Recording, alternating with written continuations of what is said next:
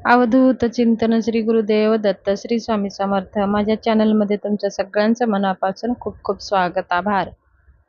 आज खूप महत्त्वाची विशेष आणि एक नवीन माहिती घेऊन आलेली आहे. व्हिडिओ स्किप करू नका. नवीन आला असाल तर एकदा सबस्क्राईब करा. आतापर्यंत सबस्क्राईब केला नसेल तर एकदा सबस्क्राईब करून घ्या आणि लाईक जरूर करा. चला तर बघ, हा आपला शरीर, हा ब्रह्मांड देवाने बनवलेला आहे. ब्रह्मांडाशी निगडीत असतं. प्रत्येक शरीराचे प्रत्येक अवयव हे प्रत्येक देवाशी जोडलेले असतात. हा शिव आणि शक्ती ह्या दोनाच्या शक्तीमुळे हा शरीर आपलं बनलेलं असतं. बघा, आपण आईच्या पोटामध्ये जेव्हा असतो तेव्हा आपलं अंधारामध्ये आपल्याला कोणीही नसतं, तर तिथं आपलं फक्त जीव ह्या रूपामध्ये असतं. आपली काही नाव नसतं, ओळख नसतं, काही नसतं. मग त्या जीव आणि शिवांचं डायरेक्ट कलेक्शन असतं आणि ते जीव त्या शिवाशी बोलत असतो. म्हणूनच तर बघा, ज्या वेळेस आपण ह्या आईच्या पोटातून बाहेर निघत असतो तेव्हा तो शिव म्हणतो त्या जीवाला, तू बाहेर गेल्यावर तू मला विसरशील. तो जीव म्हणतो, नाही, मी तुला नाही विसरणार, मी माझी इथं खूप दम घुटते, तू मला लवकर बाहेर काढ. मग ते शिव जीव म्हणतो जीवाला, अरे मी तुला काढायचं बघतो, पण तू बाहेर गेल्यावर मला आठवण ठेव, मला विसर पाडू नको. तो वादा करतो, तो जीव आहे ना शिवाला वादा करतो, नाही, मी तुझ्याशी संबंध जोडून ठेवणार. म्हणून असं विनंती केल्यानंतर शिव आपल्याला ह्या दुनियामध्ये आणतो. म्हणजे आपण जन्म आईच्या पोटातून आपण बाहेर येत असतो. तर हे जीव आणि शिवांचे हे सगळे संवाद झालेले असतात. असं म्हणतो बघा, नशिबामध्ये हे सगळं काही ठरवलेलं असतं, लिहिलेलं असतं. ते आपण कितीही तरी टाळायची कोशिश केलं तरीही पण ते होतंच. कधी आपल्या जीवनामध्ये असं घडतं की आपल्याला ते काही अशक्यच होतं. ते घडून जातं. आपण कधी त्याच्यासाठी मेहनतसुद्धा केली नाही. अचानक अशा गोष्टी घडतात. तर ते हे सगळं आपल्या ब्रह्मांडाने, आपल्या भगवंताने, शिवाने आपल्या नशिबामध्ये ते लिहून दिलेलं असतं. कधी-कधी एवढे संकट येतात, त्या संकटासाठी सुद्धा आपण कारणीभूत नसतो. आपलं काही चुकलेलं नसतं, पण एवढं डोंगरासारखं दुःख आपल्यावर येऊन पडतं, की आपल्याला ते काही कळतच नाही. या सगळ्या गोष्टी घडतात म्हणजे हे सगळं आपलं नियोजित असतं. सगळं काही हे ठरलेलं असतं. तर अशा वेळेस बघा, प्रत्येक अवयव हे प्रत्येक शरीर हे देवांशी जोडलेले असतात.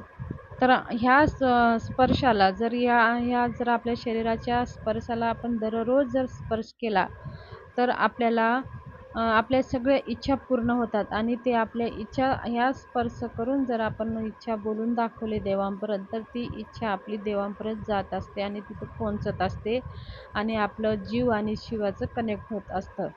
हे तेवढंच सत्य आहे, सायन्स आहे. तर ह्या मुद्रा असतात, तर ह्या मुद्रा खूप शुभदायक असतात आणि ते आपल्या सगळ्या काही कर्माला पॉझिटिव्ह बनवतात आणि आपले विचार पॉझिटिव्ह बनतात आणि आपले विचार पॉझिटिव्ह ठेवायचं आहे.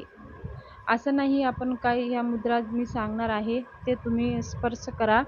या मुद्राचे स्पर्श करा आणि तुम्ही तुमच्या मनामध्ये पॉझिटिव्ह थॉट ठेवा. पॉझिटिव्ह विचार करा, की माझं काम होत आहे, माझ्या मुलांना नोकरी लागली आहे, माझ्याकडे खूप धन येत आहे, माझा पैसा खूप येत आहे, माझा व्यवसाय खूप छान चालत आहे आणि मला मनासारखं सगळं माझ्या सुख शांती आहे. ह्या सगळ्या तुम्ही पॉझिटिव्ह गोष्टी ठेवा आणि ह्या मुद्राची स्पर्श करा.